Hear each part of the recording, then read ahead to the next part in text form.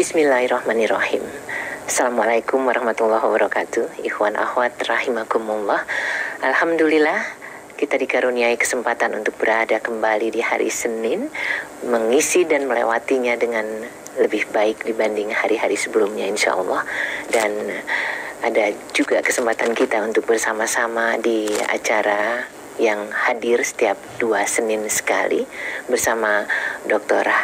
Amit Patilima SOS MSI, yang mudah-mudahan membuat kita semakin mampu menjadi sosok yang peduli pada anak-anak bangsa ini. Bukan hanya anak-anak yang ada di rumah kita, di lingkungan kita, tapi di seluruh tempat dimanapun di sudut negeri ini yang membutuhkan perlindungan. Acara perlindungan anak ini mudah-mudahan benar-benar akan membuat kita semua semakin mampu menempatkan diri sebagai hamba Allah yang peduli pada anak-anak yang juga merupakan kekasih Allah Subhanahu wa taala. Tidak lupa salam selawat kita lantunkan kepada kekasih kita Muhammad Rasulullah sallallahu alaihi wasallam beserta keluarga dan kerabatnya. Baik, ikhwan akhwat, sungguh merupakan sebuah keberuntungan Pak Hamid bisa hadir hari ini. Kalau pada minggu lalu kita bahas sebagian dari anak-anak dalam kategori apakah yang membutuhkan perlindungan dan itu disediakan oleh negara, kita akan lanjut tentang hal ini. Kita sapa beliau. Assalamualaikum warahmatullahi wabarakatuh, Pak Hamid. Waalaikumsalam. Apa kabar Bunda? Alhamdulillah bisa berada di sini adalah karena kesehatan yang prima. Begitu juga dengan Pak Hamid ya. Amin. Salah. Hari ini kalau kita lanjut, kalau beberapa saat yang lalu kita bicara tentang anak-anak dalam kondisi darurat atau justru karena mereka harus berhubungan dengan hukum, kalau jumlahnya berapa kemarin? 15 ya? Berarti masih banyak lagi. Hari ini kita bahas tentang apa nih? Insya Allah kita akan membahas tentang anak-anak yang kelompok minoritas dan yang terisolasi. Lalu yang selanjutnya itu yang bagian keempat, anak tereksploitasi secara ekonomi dan tereksploitasi secara seksual. Dan mungkin kalau ada waktu kita bisa lanjutkan ke anak-anak yang menjadi korban narkoba. Maaf, ada gangguan. Jadi itu yang akan jadi bahasan kita hari ini, Wanafat. Mari kita simak, silakan. Terima kasih Bunda. Bismillahirrahmanirrahim. Assalamualaikum warahmatullahi wabarakatuh. Pendengar Rasil di mana saja berada, lalu yang suka menonton YouTube Rasil, terutama yang ada di Pulau Batam atau di kota Batam, kota Palembang, kota Pontianak, kota Sukabumi, di Jabodetabek, Magelang, Semarang, Yogyakarta, Bondowoso, dan Banyuwangi. Insya Allah hari ini kita akan melanjutkan terkait dengan anak yang membutuhkan perlindungan khusus. Sebagaimana kita ketahui, Indonesia sejak tanggal 25 Agustus tahun 1990 telah meratifikasi Konvensi Hak Anak melalui keputusan Presiden nomor 36 tahun 1990. Ada satu klaster yang diatur di dalam konvensi itu terkait dengan perlindungan khusus anak. Lalu kemudian kita sudah ketahui kita memiliki Undang-Undang Dasar tahun 1945, ada pasal 28B ayat 2 di mana anak-anak itu harus terlindungi, setiap anak harus terlindungi dari diskriminasi. Lalu kemudian pada masa pemerintahan Ibu Megawati Soekarno Putri bersama DPR menyusun satu undang-undang. Lalu yang kemudian di akhir masa pemerintahan SBY, undang-undang itu mengalami perubahan, yaitu menjadi Undang-Undang Nomor 35 Tahun 2014 tentang perlindungan anak. Ada satu pasal penting di sana, yaitu pasal 59 yang mengatur tentang 15 item kelompok anak yang membutuhkan perlindungan khusus, yang pada awal tahun ini Presiden Jokowi menerbitkan peraturan pemerintah nomor 78 tahun 2021 tentang perlindungan khusus bagi anak. Salah satu poin yang akan kita bicarakan atau 2 poin yaitu terkait dengan anak kelompok minoritas dan terisolasi. Apa yang dapat dilakukan oleh ayahanda dan bunda, lalu kemudian keluarga, masyarakat dan para tokoh masyarakat apabila di lokasi kita tinggal atau di mana kita berada dan memastikan ada anak-anak yang masuk ke kelompok minoritas dan terisolasi. Yang paling utama, bagaimana upaya kita harus memastikan anak-anak ini tidak mengalami diskriminasi. Apa yang harus kita lakukan terkait dengan mereka ini? Pastikan jangan sampai mereka sudah minoritas lalu kemudian mereka tidak dapat berinteraksi dengan kita. Padahal bumi ini dibuat oleh Allah ini untuk dinikmati oleh semua. Perlu kita ketahui awal manusia atau awal kasus diskriminasi itu terjadi pada saat Allah memintakan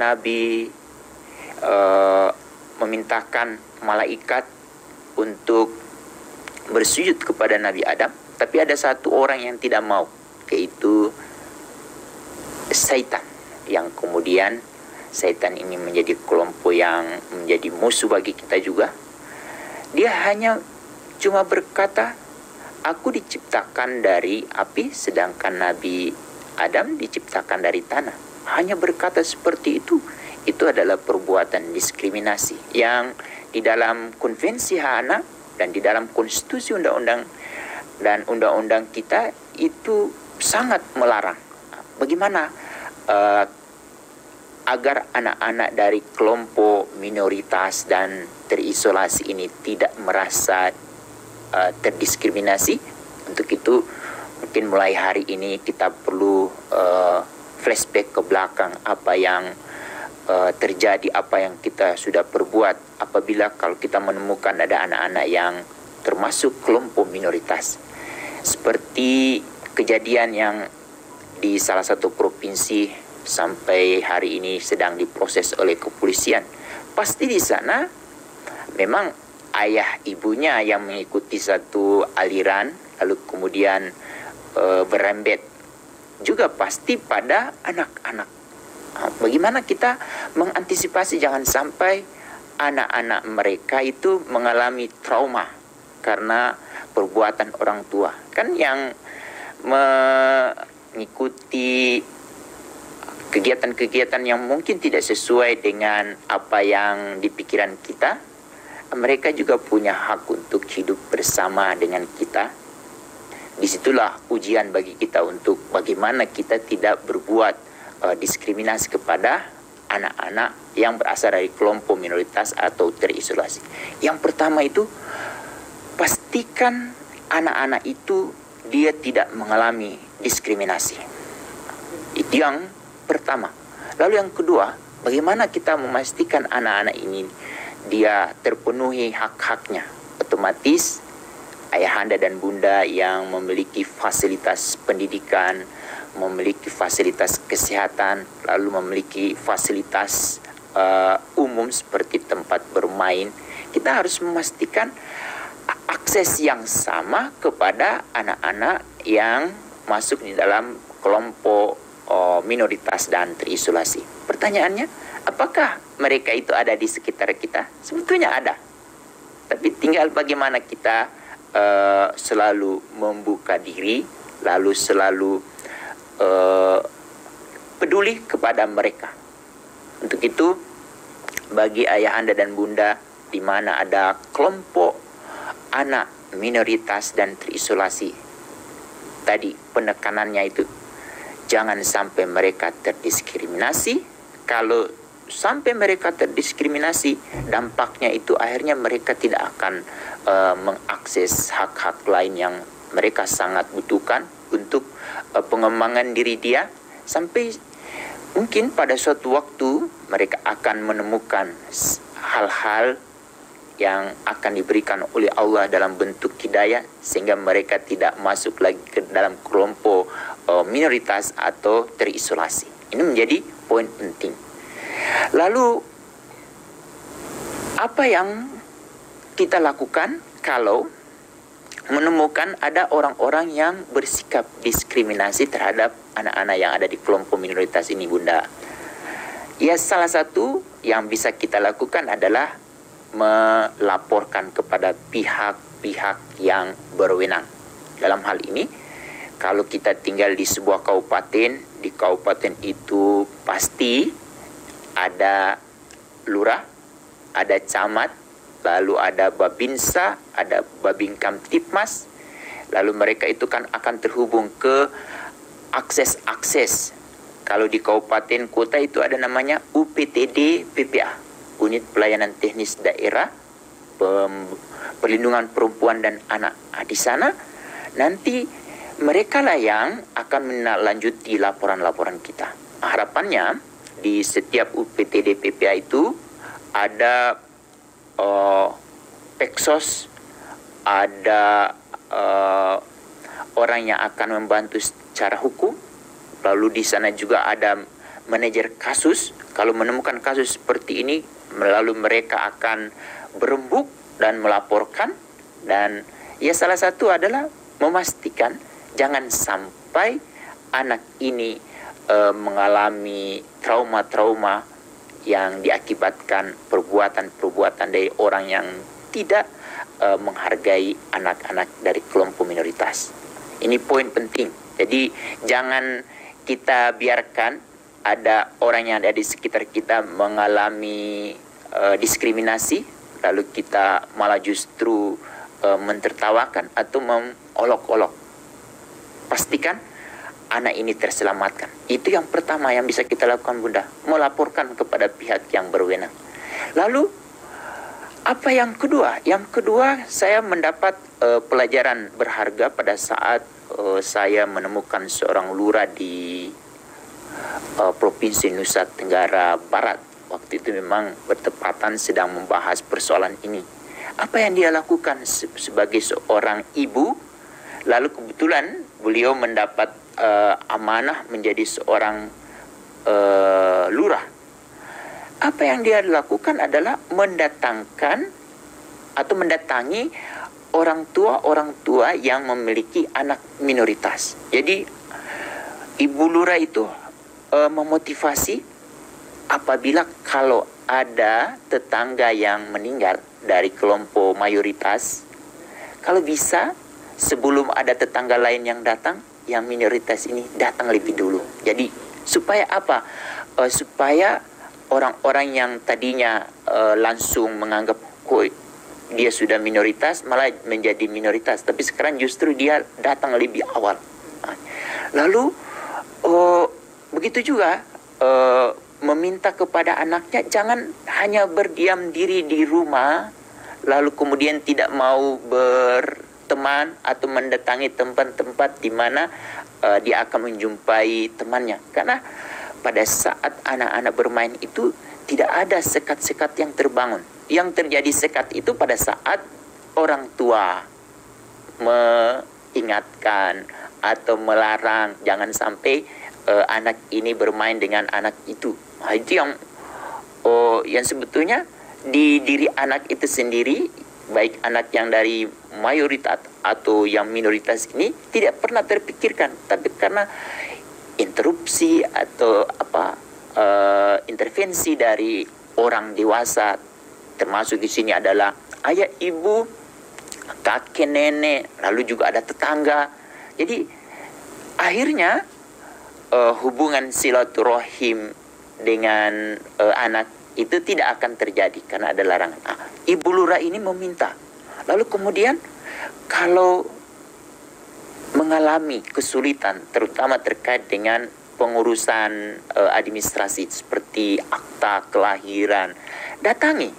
Karena undang-undang itu sangat melarang kalau ada orang yang bersikap diskriminasi. Karena di undang-undang itu, semua undang-undang kalau kita cek Bunda Nuning, itu memiliki prinsip atau asas non-diskriminasi. Cuma karena ada satu individu yang mungkin sejak dari awal dia mungkin masuk ke kelompok yang seperti kita ceritakan tadi, sehingga menyebabkan dia terusir dari surga, itu yang kemudian melanggengkan sikap diskriminasi terhadap kelompok ini. Lalu itu poin yang kedua. Jadi kalau bisa ayah ibu yang memiliki keleluasan hati seperti yang tadi saya contohkan sebagai seorang ibu lurah, dia memotivasi kelompok yang merasa minoritas itu kalau bisa lebih aktif, tidak berpangku tangan. Jadi ini menjadi. Lalu poin yang ketiga adalah kalau kita mengetahui ada kelompok minoritas yang juga merasa dia sudah minoritas, dia malah tidak memiliki akses kemana saja, kita mempengaruhi tetangga-tetangga kita agar membuka pintu seluas-luasnya agar orang yang merasa minoritas itu tidak merasa. Bagaimana caranya itu? Dan ini menjadi tantangan ya. Ini sebagaimana seorang ayah memiliki anak disabilitas atau memiliki tetangga disabilitas, si tetangga ini mempengaruhi tetangga yang lain. Bagaimana tetangga itu memberi akses kepada anak-anaknya agar dia mau bermain dengan anak disabilitas. Peran kita di sini ya, karena mereka sangat membutuhkan. Bayangkan gambaran yang tadi diberikan oleh Lurah Wanita di Nusa Tenggara itu, bahwa dengan beliau turun tangan, dengan beliau menunjukkan kepedulian, semua menjadi jauh lebih mudah. Insya Allah. Tapi ngomong-ngomong soal melapor tadi itu, nggak semua orang tahu nomor darurat yang bisa kita pakai kalau ada sesuatu terkait dengan anak-anak yang memerlukan perlindungan ini. Lantas kalau secara umum kita melapornya ke nomor berapa gitu misalnya? Kalau di tingkat pusat itu ada 129, Sapa 129. Jadi kita bisa telepon gratis 129. Tanpa kode apapun, langsung tanpa kode. 129 itu dari manapun akan terhubung ke dan pusat. akan dilayani oleh petugas-petugas yang ada di sana atau lewat WA. Ada juga. Ada WA. Wow. 021 129 129. Itu fasilitas yang sudah dibangun. Tetapi Bunda Nuning tidak sampai di situ saja. Di setiap daerah itu sudah punya UPTD PPA, atau dulu itu ada namanya P2 TP2A. Di sana ada, kalau yang masih P2 TP2A, ketuanya Ibu Bupati atau Ibu istri Wali Kota, atau istri Sekda, supaya mudah mengakses sumber daya yang lain. Kalau ternyata orang yang akan melakukan laporan tadi tidak tahu yang untuk daerah, ke pusat tadi juga akan dialihkan langsung. Nanti di sana dari pusat itu yang kemudian mereka terhubung dengan jaringan sampai di kabupaten kota, yang kemudian akan menginformasikan. Jadi, dan menindaklanjuti. Ya, nanti di sana ada, dan dari pusat itu biasanya langsung ke UPTD PPA. Kalau bagaimana ada dua keuntungan, misalnya dari UPTD PPA kita sudah laporkan, misalnya, lalu kemudian dari pusat juga melaporkan, ini kami mendapat laporan. Jadi akhirnya orang pusat sudah tahu, orang daerah mau tidak mau harus bergerak, harus bergerak. Dan sebagai informasi, di setiap UPTD PPA itu ada petugas yang akan menerima laporan, lalu kemudian mengidentifikasi, lalu kemudian langsung dia turun ke lapangan, hasil tracingnya, menelusuri, dan itu kemudian didokumentasikan. Hasil dokumen itu kemudian dibawa kembali lagi ke kantor, dibahas melalui manajemen kasus. Jadi kalau ada orang-orang tertentu, anak-anak tertentu di lingkungan kita mengalami hal-hal yang terkait dengan perlindungan yang mereka butuhkan, meskipun itu bahkan dari keluarga terdekat sekalipun, melaporkan kondisi kepada 129, itu angka atau nomor telepon yang bisa kita gunakan, membantu yang bersangkutan mengalami hak yang harusnya mereka terima ya. Sebab kalau bukan kita, siapa? Keluarga nggak mungkin melaporkan kejahatan diri sendiri kepada mungkin kalau kakak ngelaporin ayah ibunya kayaknya ntar dulu deh ya. Tapi sekarang sudah berani. Ada yang berani, alhamdulillah. Tetapi biasanya membuka aib keluarga itu ntar dulu. Nah, untuk memberi pertolongan kepada anak yang membutuhkan ini, peran tetangga atau lingkungan terdekat diperlukan ya. Sangat penting. Dan kekerasan itu bisa macam-macam, seperti yang kalau tereksploitasi dalam hal ekonomi juga boleh kita bantu ya. Iya. Dalam hal seksual apalagi. Itu ini yang masih kita bicarakan dulu, yang kelompok minoritas. Ini ada di sekitar kita.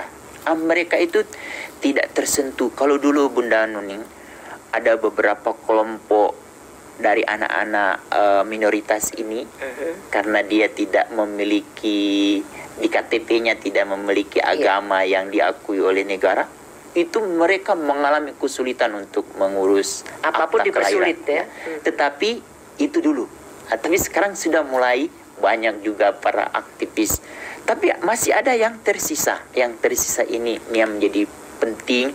Kita harus mendatangi mereka, kita memotivasi mereka, harus mereka lebih proaktif untuk membuka diri. Jadi jangan merasa mereka hanya sendiri di dunia ini. Ada kami, Ci. Ada kita, ada gitu tetangga, ya. ada yang peduli. Ya, melalui seperti radio Silaturahim ini yang dengar pun akan membantu. Ya. Hal yang menjadi persoalan sekarang, menjadi tantangan bagi yang mendapatkan informasi dari siaran laporan ini tadi, lalu hanya berdiam diri, itu yang akan dimintai pertanggungjawaban di tempat di air yang kemudian. berat sekali. Bagaimana upaya yang harus kita lakukan? Saya yang memiliki informasi terkait dengan ini terus saya hanya diamkan, itu juga saya harus bertanggungjawabkan. Ini sekarang harus saya sampaikan semua, dan ini menjadi penting. Jadi Undang-Undang Nomor 35 Tahun 2014 tentang perlindungan anak di pasal 59, kalau bisa ayahanda dan bunda yang memiliki gadget di rumah langsung ketik tuh apa nih isi pasal 59. Lalu kita lihat nanti di ayat 2 item yang keempat, yang item ketiga, perlindungan bagi anak dari kelompok-kelompok minoritas dan terisolasi. Lalu kemudian pada tahun ini Presiden Jokowi itu menerbitkan PP 78 tahun 2021. Coba langsung cek, ketik, dan kalau bisa kita miliki undang-undang itu dan peraturan pemerintah, karena di sana memang hanya berbentuk kertas ya Bunda, tetapi itu ada konsekuensi bagi negara, bagi masyarakat. Itu pihak masyarakat itu di Undang-Undang Perlindungan Anak khusus diatur di pasal 72 harus melaporkan kepada pihak berwenang kalau kita menemukan anak seperti ini. Lalu tidak cukup di situ, kita diberi kemampuan oleh Allah untuk memotivasi orang. Kita motivasi orang itu. Lalu yang paling akhir di pasal 72 item sekian itu, jangan kita menstigma anak ini karena dia minoritas. Jadi poinnya Bunda, kalau benar-benar undang-undang itu dilaksanakan, itu benar-benar anak itu merasa nyaman tinggal bersama kita. Meskipun dia mungkin kemarin merasa, kok kita minoritas ya ayah dan bunda di rumah ya, tapi sekarang kok tidak ada lagi orang yang bersikap seperti itu. Kita adalah sama. Itu berarti kita adalah sama-sama manusia. Masya Allah. Mudah-mudahan, karena terus terang ketika satu keluarga atau sekelompok orang tertentu merasa diabaikan oleh lingkungan, merasa terpinggirkan, itu saja seharusnya tidak boleh mereka alami. Ya. Dan kita sebagai orang-orang terdekatnya punya kewajiban punya tanggung jawab untuk tidak membiarkan semuanya ini. Tapi masalahnya Pak Hamid, seberapa beranikah kita melakukan itu? Ada konsekuensi lain nggak sih? Jangan-jangan nanti malah ke bawah-bawah hukum kitanya, misalnya seperti itu. Sebetulnya negara itu sudah melindungi bagi mereka yang melaporkan. Jadi jangan takut. Jangan takut. Jadi apalagi kita melihat sekarang kita punya gadget yang kalau bisa jangan diviralkan. Kalau viral itu sebetulnya untuk membuka mata orang agar lebih peduli. Tapi kalau kita sudah mengetahui ada akses ke mana kita harus melaporkan sesuatu ini yang kemudian kita sebetulnya membantu menyelesaikan masalah, bukan membuat keruh masalah. Nah, itu menjadi poin penting yang harus kita pastikan. Bagaimana anak-anak dari kelompok minoritas dan terisolasi itu mereka mendapatkan hak yang sama sebagaimana yang sudah diatur di dalam Undang-Undang Dasar di pasal 28B itu, setiap anak berhak hidup, tumbuh dan berkembang. Dan di sana di bawah dia harus terlindungi dari diskriminasi. Nah, jadi yang terisolasi hanya karena kecacatan tubuhnya, karena tapi kalau sekarang ini bilang, ya habis dia penyakitnya nular, bukan COVID ya, tapi maksudnya ada penyakit lain yang kemudian sama masyarakat tidak dijadikan sesuatu yang mendapatkan haknya sebagai anak, karena yang kayak gitu itu juga nggak bisa dibiarin ya. Tidak bisa dibiarin, karena kita harus iri dengan ada kelompok-kelompok anak-anak Jepang datang ke Indonesia, itu mereka mengunjungi komunitas-komunitas yang berpenyakit kusta. Mereka hidup bersama-sama dengan mereka, lalu membantu, lalu mereka memproduksi suatu produk, lalu produk itu kemudian itu ya kan bukannya malah mengunderestimate ya. Mereka merasa mereka menjadi manusia kembali lagi. Masya Allah. Kebayang Bunda, sebelum teman-teman anak muda dari Jepang itu datang, selama itu mereka mengalami penderitaan. Itu baru dari satu kelompok yang merasa terisolasi. Bagaimana dari kelompok-kelompok yang ada di sekitar kita? Ini menjadi poin penting. Itu kelompok yang ketiga agak memakan waktu yang banyak, karena memang ini yang harus kita pastikan. Yang kelompok keempat sekarang adalah anak korban, anak yang tereksploitasi secara ekonomi. Banyak nih. Masa sih anak kecil masih 5 tahun aja mungkin belum harus melakukan hal-hal diikuti oleh orang tertentu. Saya pernah tuh dengar orang ngobrol dengan yang di sebelahnya. Emangnya nggak ada yang ngurusin ya? Terus sama orang di sebelah, itu ada, itu memang sengaja, Masya Allah. Sengaja dijadikan pengemis atau dijadikan apa? Iya. Sekarang ada yang jadi untuk jual tisu atau membuat keibaan. Apa yang harus dilakukan? Yang kita harus lakukan, memang Pemda memiliki kebijaksanaan memasang iklan di mana-mana. Jangan memberikan sumbangan kepada anak-anak yang seperti itu. Apa yang harus kita lakukan? Inilah yang kemudian ini peran dari masjid. Masjid sekarang kita dorong agar menjadi masjid ramah anak. Iya. Salah satu masjid itu pasti punya jamaah yang banyak. Lalu di masjid itu ada DKM. Apa definisi DKM? Apa kepanjangan DKM Bunda Nuning? Kalau nggak salah itu memang satu, bukan organisasi ya, tetapi Dewan Kesejahteraan Masjid. Nah, masjidnya jadi bukan ini masjidnya yang disejahteraikan, tapi masyarakatnya yang ada yang menjadi penting. Ini salah satu yang perlu mendapat penekanan atau penanganan adalah anak-anak yang tereksploitasi secara ekonomi. Siapa mereka itu? Adalah anak-anak yang dipaksa oleh, antara lain ada orang tuanya di sana yang melihat kayaknya anak ini memungkinkan memunculkan keibaan, atau mungkin lewat anak ini bukan yang berjualan ya, yang berjualan yang secara beneran lahir jualan, gitu. dari anak itu sendiri, dia mau mengeksplorasi, membangun bakat dia menjadi seorang pedagang. Tapi ini bukan, ini yang dipaksa. Jadi ada namanya dieksploitasi. Jadi di sana ada ujung-ujungnya eksploitasi secara ekonomi. Anak-anak itu ada di sekitar kita. Lalu siapa ini yang harus kita pengaruhi? Pertama adalah anak-anak ini memiliki orang tua yang juga menjadi warga di sekitar kita, menjadi anggota jamaah kita, atau mungkin menjadi tangga kita. Nggak mungkin mereka nggak tahu kan ya kalau anaknya dimanfaatkan? Harusnya tahu. Harusnya.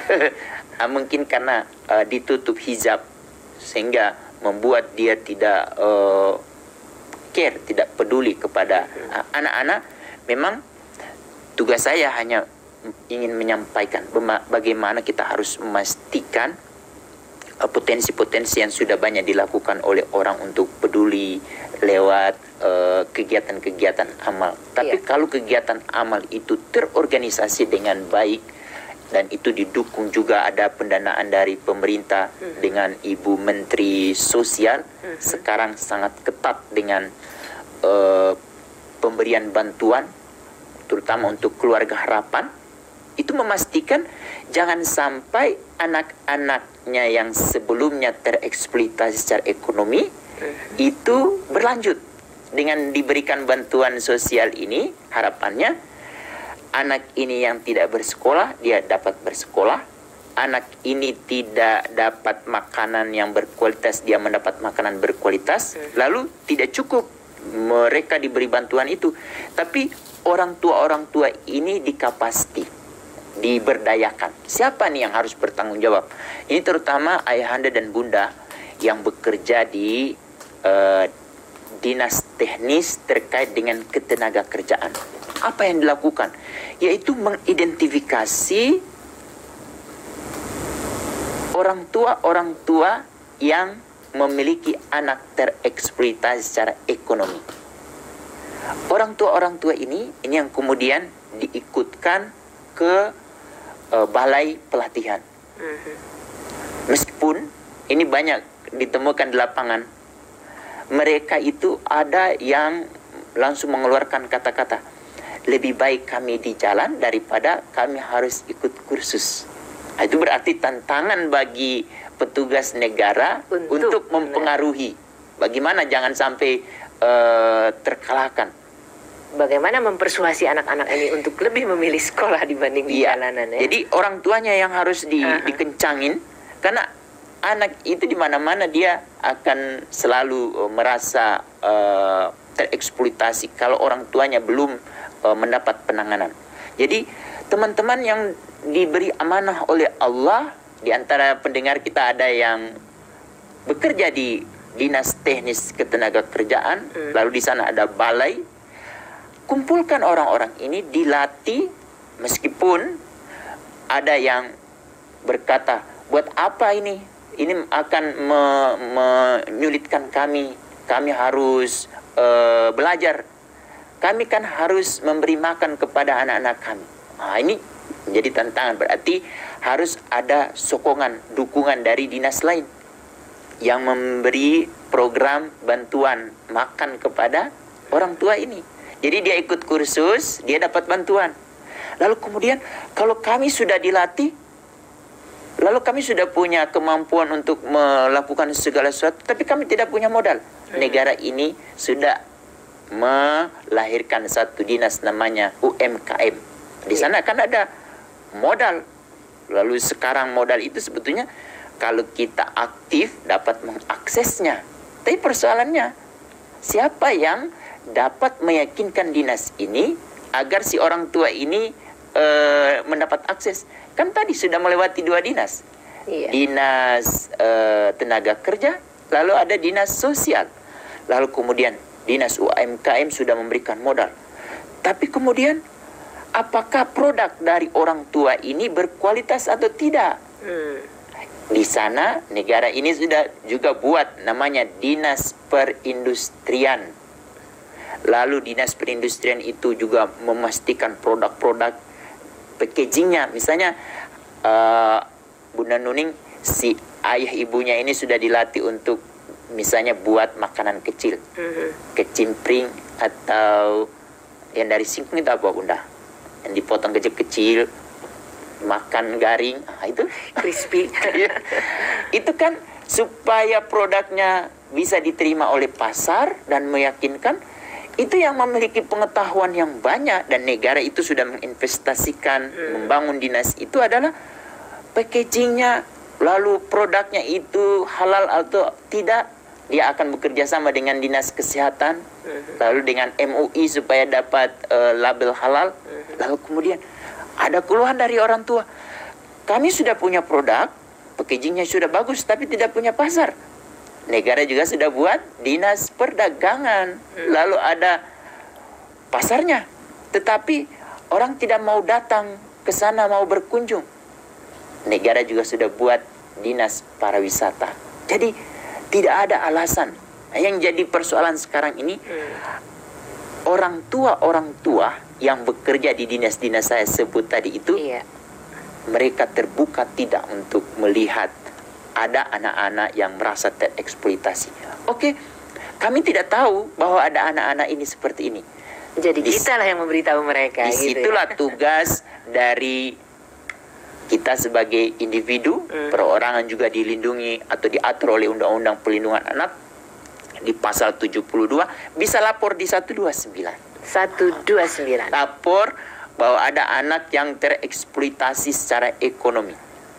Dan itu akan ditindaklanjuti, akan direspon, dan peran kita sebagai penyambung informasi itu keren banget ya. Nah, kalau misalnya dinas-dinas ini tidak bergerak, berarti persoalannya ada di pimpinan daerah. Berarti bupati, wali kota, gubernur yang kita pilih selama ini adalah orang yang tidak tepat. Nah, bagaimana? Kan mereka punya batasan waktu bekerja hanya 5 tahun. Kalau kita memiliki bupati, wali kota, lalu gubernur yang tidak memiliki kepedulian kepada kelompok anak yang tereksploitasi secara ekonomi ini, berarti buat apa kita pilih dia? Nah, ini menjadi poin. Jadi tanggung jawab itu bukan hanya ada di pimpinan daerah dan di dinas-dinas, tetapi tergantung pada masyarakat atau warga. Ketepatan di dalam memilih orang yang akan mengatur kita. Itu sebabnya ada pemilu ya. Dan disitulah kita akan mengetahui pada saat, kan selalu ada siaran di televisi itu, debat dari calon-calon pemimpin kita. Ya kita lihat, kalau calon kita tidak berperspektif terhadap anak, berarti kita akan memilih orang yang akan menyusahkan anak kita. Itu menjadi tantangan bagi kita yang Bunda Nuning. Betul. Jadi itu memang kelompok anak yang tereksploitasi secara ekonomi. Ada lagi nih yang lain. Anak yang tereksploitasi secara seksual. Ini yang apakah ada? Lagi. Banyak sekali. Ini yang menjadi tantangan bagi kita semua yang memiliki anak pada masa pandemi ini. Ada banyak anak-anak gadis yang hilang. Lalu orang tuanya melapor ke polisi, lalu polisi menelusuri, ternyata anak ini sudah masuk ke jaringan prostitusi, dieksploitasi secara seksual oleh kelompok-kelompok tertentu. Di sini ini akan semakin jelas apa yang harus kita lakukan sebagai orang yang ada di sekitar anak-anak di kelompok tereksploitasi secara seksual. Minimal kita harus sebagai orang tua, sebagai keluarga besar, sebagai anggota masyarakat. Sekarang kita ambil peran sebagai anggota masyarakat aja Bunda Nuning. Bagaimana kita terus memantau, mengawasi dan ikut bertanggung jawab jangan sampai anak yang ada di RT kita, atau anak yang ada di RW kita, atau anak yang ada di kelurahan kita, itu kita ketemukan di satu tempat yang kita pastikan ini seharusnya anak ini tidak ada di sini. Kenapa dia di sini? Kenapa? Itu yang kemudian dia harus tidak boleh tinggal diam, karena di undang-undang itu kita diberi ruang untuk mengawasi, memantau, dan ikut bertanggung jawab. Apakah mengawasi, lalu memantau dan ikut bertanggung jawab hanya ada di sekitar di mana dibatasi oleh garis deliniasi RT, RW? Tidak. Kita harus memastikan, kan kita selalu jalan sampai ke berbagai tempat.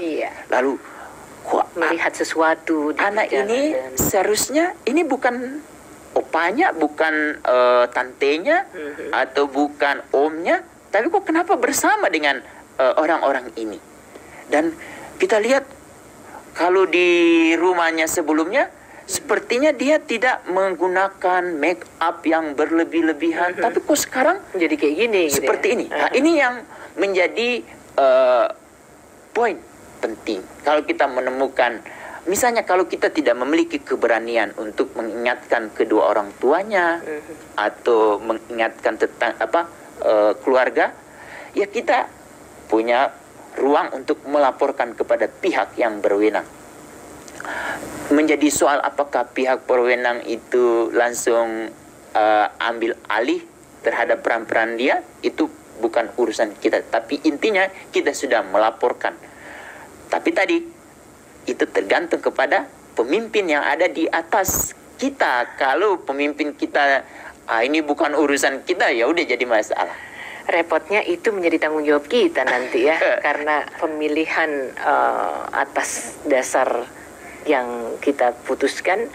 Kalau ternyata seperti itu, kita ikut bertanggung jawab. Repotnya di situ. Sambil jalan boleh ke pertanyaan yang sudah silakan masuk ya. Saya tunggu sebentar. Saya ingat pernah kejadian melihat anak-anak yang menyetorkan uang kepada pria dewasa. Sejak saat itu saya kalau jalan bawa coklat atau crackers. Kalau ada anak mengemis, saya beri makanan. Mbak Nuning tahu apa yang terdengar setelah itu? Asik, kalau ini kita nggak usah setorin, kita bisa makan sendiri. Masya Allah. Itu ternyata yang dia hadapi. Saya nggak disebut namanya, hanya sekedar gambaran saja. Bahwa ternyata ada yang seperti itu juga. Banyak. Kalau bisa kita sekarang sudah memiliki handphone. Di handphone itu ada namanya, kita foto aja. Foto. Lalu kalau bisa kita aktifkan lokasi di gadget kita, lokasi itu. Lalu Sherlock kemudian ya. di meta data dari foto itu sendiri ada namanya lokasi. Kalau jadi tidak akan membuat foto kita itu tidak asli atau palsu. Semakin asli kalau kita aktifkan itu, sehingga petugas tidak tahu di mana tempatnya, jam berapa kejadiannya. Kalau bisa kita aktif, boleh memang. Cara ibu memang lumayan untuk menghindarkan dia menyetor uang. Itu Bunda peduli yang juga lumayan, meskipun lebih keren lagi kalau lapor tadi. Lapor yang menjadi penting. Lalu persoalan kita langsung menangani anak itu di lapangan, itu di sana ada preman atau ada orang-orang yang mengeksploitasi mereka, yang mengorganisir, yang sebetulnya polisi sudah tahu, Satpol PP juga sudah tahu, tetapi ini lagi mereka tidak akan melakukan upaya itu kalau tidak ada laporan, perintah. Perintah. Karena tidak bisa inisiatif sendiri. Kalau mereka dengar acara ini, kemudian terpersuasi untuk melakukannya, bisa dong? Seharusnya. Tapi karena mereka itu bekerja harus sesuai dengan perintah. Jadi ada surat. Tergantung pimpinannya lagi. Jadi keaktifan dari, jadi kalau bisa itu setiap aparatur negara itu oleh pimpinannya yang sekarang memimpin itu langsung memerintahkan, selama kamu menjadi petugas untuk mengatasi ini itu 24 jam kamu bisa lakukan tanpa harus menunggu perintah. Nah, nanti setiap pekerjaan kamu itu kan harus ada pelaporan, penghargaan terkait dengan itu, misalnya mengeluarkan bensin atau mengeluarkan apa, lalu harus makan, menjadi mengawasi, itu akan diganti oleh negara. Wahai para petinggi, kalau ini sampai terlewat dalam pemikiran dan dilaksanakan, keren banget ya. Bagus. Jadi tadi laporan yang di beberapa kabupaten kota itu ada pengumuman jangan memberikan apapun, nanti akan didenda. Oke. Itu sebetulnya upaya cerdas, tetapi tidak ada solusi yang seperti yang kita jelaskan tadi, harus memastikan setiap dinas itu ambil alih. Jadi urusan negara itu lahir selain mengurus tentang keadilan, tapi mengatasi jangan sampai 15 anak ini yang ada di kelompok ini bermasalah. Nah, salah satunya adalah anak-anak yang tereksploitasi secara ekonomi dan seksual. Masya Allah. Ini ada laporan ya mungkin atau pertanyaan. Ada anak yang tidak mau dibawa untuk rehab. Alasannya si ayahnya, ibunya mengatakan, masa dia bilang papa sama mama tega deh bawa aku ke rehab, emang nggak bisa ngurus aku ya. Akhirnya orang tuanya tidak membawa ke rehab. Oh, mungkin maksudnya narkoba kali ya. Itu nanti akan ada bahasan. Tapi kalau seandainya sebagai tetangga yang dilapori orang tuanya tentang anak yang seperti ini, apa yang harus dilakukan? Itu pertama yang harus diatasi adalah kedua orang tuanya. Jadi nanti ada namanya puspaga. Nanti di puspaga itu akan menguatkan kedua orang tuanya. Jadi dilatih tentang tugas, peran, lalu kewenangan dia sebagai orang tua. Jadi selama ini mungkin memiliki anak hanya menjadi orang tua jadi-jadian tanpa didasari oleh pengetahuan. Kok jadi-jadian? Jadi menjadi orang tua itu kan harus memiliki pengetahuan yang komprehensif. Lalu itu tidak hanya belajar dari yang dilihat dari yang salah dari ayah ibunya, kakek neneknya sekarang. Tapi dia harus mempelajari banyak pelajaran yang ada di Quran, di sunnah Rasulullah, lalu di sirah nabawiyah, sirah sahabat. Itu kan banyak pengetahuan yang harus didapat. Lalu keterampilan. Keterampilan di sini salah satunya adalah keterampilan bagaimana berbicara tanpa memiliki sikap yang suka marah-marah. Sikap yang diinginkan adalah sikap yang terbuka dengan anak, mau mendengarkan. Ini kan menjadi modal. Banyak orang tua yang tidak memiliki hal itu. Jadi dia merasa, saya sudah orang tua, sudah kasih makan. Nah, ini yang menjadi persoalan. Negara sudah menghadirkan puspaga, pusat pembelajaran keluarga. Manfaatkan ayahanda dan bunda. Lalu kemudian, kalau di puspaga itu tidak mampu mengatasi masalah, itu yang kemudian nanti akan disalurkan ke lembaga layanan lain. Tapi kalau sudah berkasus seperti ini, itu tugasnya UPTD PPA. Jadi UPTD PPA akan menangani dua orang, menangani orang tuanya dan yang anaknya. Jadi, tapi kalau kita tidak laporkan, lalu kita beranggap bahwa nanti ada yang tahu, ada petugas kelurahan, petugas dari dinas lain, ibu bapak, mereka itu tidak akan bekerja kalau tidak ada perintah. Dan kitalah yang membuat seseorang memerintahkan untuk melakukannya kalau ada laporan dari kita. Ya, kepedulian seperti ini memang harus dimunculkan. Kalau kita cuman, aduh nggak enak dibilang sok ikut-ikut campur urusan orang, repot lagi ya. Ada yang bertanya tentang pasal 59 yang item ketiga itu seperti apa ya? Saya pengen dengar deh dari hamba Allah. Ya. Di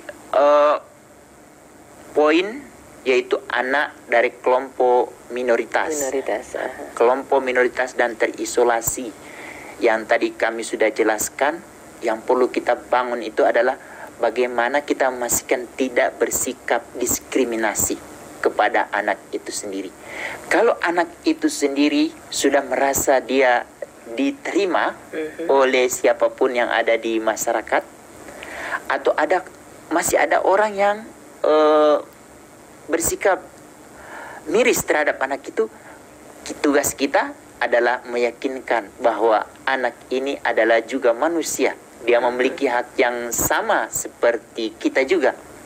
Cuma karena pilihan orang tuanya yang kemudian membuat anak itu menjadi minoritas, atau karena orang tuanya yang memiliki masalah sehingga dia bisa terisolasi. Bagaimana kita membuka keterisolasian dan minoritas itu tidak akan terjadi. Jadi kita terus memotivasi, menguatkan si anak itu sendiri, tapi juga menguatkan tetangga-tetangga yang belum terbuka atau belum mau menerima hal-hal seperti itu. Kalau kita cukup sibuk dengan pekerjaan kita dengan yang lain, bisa jadi kita nggak tahu karena memang kita tidak melihatnya. Jadi sekali waktu nganggur boleh keliling, keliling daerah, lingkungan di tempat kita tinggal. Siapa tahu memang ada anak-anak yang membutuhkan bantuan kita untuk melaporkan kondisinya. Siapa tahu. Ini ada cerita sedikit Pak Hamid, mungkin bisa mempersuasi yang lain meskipun saya nggak tahu gimana kira-kira. Saya mendengar seorang anak yang dagangannya sama ibunya laku dibeli orang, itu langsung berkata, "Ma, berarti kita bisa makan ya, Ma? Dari tadi pagi nggak ada yang beli, dan yang dijual itu hanya rempeyek." Masya Allah, hal semacam ini tidak termasuk kan ya Pak Hamid? Itu tidak termasuk anak yang dieksploitasi. Ya, dia malah justru dilatih untuk, jadi agak tipis. Dia tereksploitasi sama tidak itu agak tipis. Kalau di sana ada poin pembelajaran bahwa anak itu akan berusaha, kan anak itu memiliki hak untuk berekonomi. Jadi sejak dari awal dia harus diperkenalkan tentang nilai uang dan bagaimana mendapatkan uang itu, dan bagaimana menjaga uang itu digunakan untuk hal-hal yang maslahat, yang berguna. Dan tadi peyeknya laku, mereka bisa makan, itu satu fakta yang memang Masya Allah. Begitulah kondisi masyarakat kita memang coba juga, bisa bandingkan Bunda. Kalau misalnya ibu itu sudah dilatih oleh orang yang ahli membuat peyek, lalu kemudian lebih enak, lebih keren, lebih segala macam, lalu dikemas dengan bagus, lalu kemudian penyalurannya dibantu juga. Itu yang keren. Kalau kita punya baru satu bupati yang saya temukan tuh dulu, sekarang dia sudah pensiun, Bupati Anas di Banyuwangi. Tapi apakah kebaikan-kebaikan Bupati Anas mudah-mudahan menular dilanjutkan oleh Bupati sekarang? Berikutnya. Semoga hari ini siaran ini terdengar, kalau bisa itu digaungkan lagi, karena sudah tidak terdengar lagi inovasi-inovasi zaman Pak Anas itu terdengar di sekarang ini. Dan tadi contoh dari lurah wanita yang di Nusa Tenggara tadi juga bisa kita jadikan panutan ya. Nggak usah jadi lurah deh, kalau memang ada sesuatu yang bisa kita lakukan untuk lingkungan, terutama dalam hal bahasan kita adalah anak-anak yang membutuhkan perlindungan, tentu akan membuat getaran tertentu bagi orang-orang yang juga ada di sekitar kita. Bisa dirangkum bahasan kali ini, kita masih punya PR yang panjang banget untuk 15 kategori anak-anak yang membutuhkan perlindungan. Baik, terima kasih Bunda. Poin penting bagi ayahanda dan bunda di rumah yang tidak memiliki anak-anak yang seperti yang kita ceritakan, tapi apa yang harus kita upayakan? Pertama, yang harus kita pastikan, kita kumpulkan Undang-Undang 35 tahun 2014. Nah, di pasal-pasal itu coba baca secara detail. Salah satu pasal yang perlu ibu bapak perhatikan adalah pasal 59. Lalu kemudian, apakah kita sebagai warga biasa dapat berperan sebagai individu? Itu diatur di pasal 72. Di pasal 72, ayah dan bunda itu diberi kepercayaan oleh negara untuk berperan.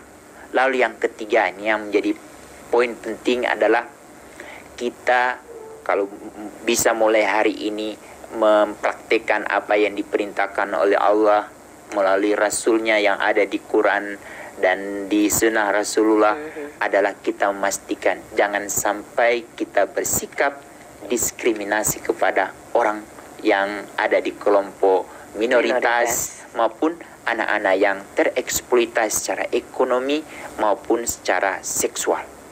Terima mereka sebagai manusia yang dilahirkan dan mereka tumbuh menjadi manusia. Kalau bisa mereka meninggal juga menjadi manusia yang utuh. Amin. Kalau bisa kita juga semua seperti itu, Bunda.